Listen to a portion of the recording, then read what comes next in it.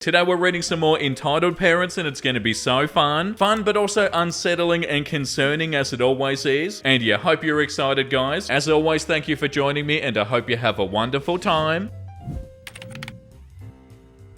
My father-in-law had a meltdown because I proved he doesn't know his son. So me, 34 male, and my husband, 30 male, do our damnedest to not spend an abundance of time with my father-in-law. He's a cowardly narcissist who says hot dog unironically. Ever since I came into the picture almost 7 years ago, we've simply not meshed. A great deal of that is due to the fact that I've spent those years instilling confidence and boundary setting in my husband. Father-in-law does not like being told no. We got kicked out of a restaurant one time because he couldn't accept that they wouldn't give him a discount. So needless to say, our interactions are nothing more than the exchanging of fake pleasantries. So last week we're over there for our quarterly visit. The way these evenings typically go is that my husband occupies my father-in-law while my mother-in-law tests out her new English vocabulary on me. But this time my husband is going to do the bulk of the talking to both of them because he's excited about the new organization he's working with. Father-in-law keeps trying to change the subject because it's been 2 seconds since the subject of the conversation was about him. My husband and mother-in-law both snap. I'm not entirely sure what they said as my Spanish is still terrible, but it amounted to them telling father-in-law to shut the hell up and listen. Father-in-law gets obstinate and essentially tells my husband that no matter what the organization is, it'll never compare to the work that he did in his youth. Father-in-law literally just hiked through Central America with a white savior complex until things got violent and he came back home. My husband understandably storms out with my mother-in-law hot on his tail. Awkwardness ensues because I'm chuckling at father-in-law. Father-in-law, he never spoke to me like that until you came along. Me, yeah, I know, I'm so proud. Father-in-law, you've changed him. No, this is who he's always been. You just never noticed it before. Well, I know my son. Oh yeah? Well, what's his favorite color? What? What's his favorite color? It's the same one he had as a kid. Father-in-law, nothing. Me, name 2 of his interests. Father-in-law, they don't make any sense. Me, name them. Okay, here's an easy one. What's the name of the organization he's been working with? And father-in-law's got nothing. This wannabe Bob Ross granola eating mofo couldn't answer. My husband said the name of the organization like 5 times that night. You want to know the sad part? My parents can answer each and every one of those questions, and they've known your son a fraction of the time that you have, and cue the screeching in Spanish. Being yelled at in a foreign language by a non-native speaker is a surreal experience. Obviously, my husband comes in and yells back and it blows up even more, but the part that stands out is the fact that father-in-law still refused to admit that he just hadn't taken a genuine interest in my husband in years. Like, bruh, you don't even know your kid's favorite color? Hello? Now my husband is contemplating going no contact and I can't blame him. Yeah, wow, stuff like this is so sad. This comment, I say hot dog unironically. Groovy is another favorite. Are these red flags? That was too funny not to share. But yeah, that's awful and I hope it gets better. Okay, the next story is called You're Ruining My Body. I Made It. It's Mine. So this happened 2 years ago when I got my first tattoo. I was 21 and still living with my controlling mum. She was shocked when I told her I wanted to get a tattoo, but she didn't physically stop me. I got home with my upper arm tattooed, the solar system with watercolors. To find her in the living room crying, she started talking about how I ruined her body by getting that tattoo. What, like she owns your body or something? About how she made my body so it's hers. She asked if I cried while getting it. I told her I didn't because it didn't really hurt. She yelled at me, "Of course you cried." I cried because I knew what you were doing to my body. Wow, they were really hoping that they did cry. She calmed down after a while and said my tattoo looked nice, but I felt really gross after all that. She also flipped out when I got my hair cut. My sisters and I were always told that she'd sue any hairstylist who dared to cut our hair, so it took me until I was 19 to finally get a short haircut. Oh, and she also cried when I got my first piercing. This woman is nuts sometimes. A little edit. I don't know how my grandmother would feel about this whole thing. My mum cut contact with her before I was born because she was physically abusive towards my mum and my mum's siblings and my siblings. But yeah, for your mum to say that your body is her body is bloody ridiculous. I've never understood why parents get so upset when their kid gets a tattoo. Like, why? It's not a big deal. And yeah, for them to have a reaction like this is super concerning. The next story is called Couple Brought a Toddler with Squeaker Shoes to a Wedding. Wait a second, what are squeaker shoes? Oh, okay, so they genuinely make a sound? Yeah, that's an awful idea. dear at a wedding. Some dear friends got married the other day, and it definitely was not a child-free wedding. And to the parents in attendance credit, the two toddlers were mostly very well behaved and as quiet as toddlers can be expected to be, except for the damn shoes. The point at which it came to a climax of how the hell did you think this was acceptable was during the after-dinner speeches. Parents and close friends delivered beautiful speeches. When I first met Jordan, squeak, they, squeak, were, squeak, in, squeak, the, squeak, college, squeak, kaffa, squeak, teria. So literally like a SpongeBob episode.